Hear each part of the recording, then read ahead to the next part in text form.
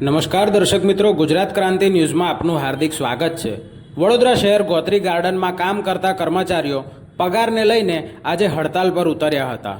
વડોદરા મહાનગરપાલિકા સંચાલિત ગોત્રી ગાર્ડનમાં છેલ્લા 8 વર્ષથી ગાર્ડનમાં કામ કરતા કર્મચારીઓનું શોષણ કરતા કોન્ટ્રાક્ટર દ્વારા ઓછો પગાર આપવામાં આવતો અને યોગ્ય તારીખે પગારની ચૂકવણી ન કરતા આજે 30થી વધુ બગીચામાં કામ કરતા કર્મચારીઓએ હડતાલ પર ઉતર્યા હતા।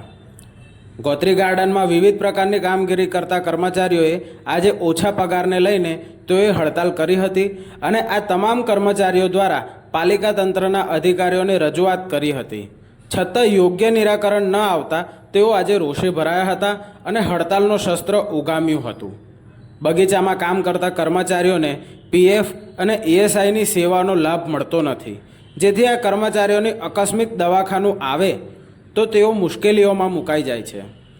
આ બગીચામાં કામ કરતા કર્મચારીઓનો આક્ષેપ છે કે બગીચામાં અનેક વીજ વાયરો અને સેફટીના સાધનો પણ આપવામાં આવતા નથી અને આ 30થી વધુ કર્મચારીઓને ઓછો પગાર આપવામાં આવતો હોય છે અને યોગ્ય તારીખ પણ નક્કી હોતી નથી, જેથી આ કર્મચારીઓનું ઘર ચલાવવું ખૂબ જ મુશ્કેલ બને છે। બ્યુરો રિપોર્ટ, ગુજરાત ક્રાંતિ ન્યૂઝ, વડોદરા।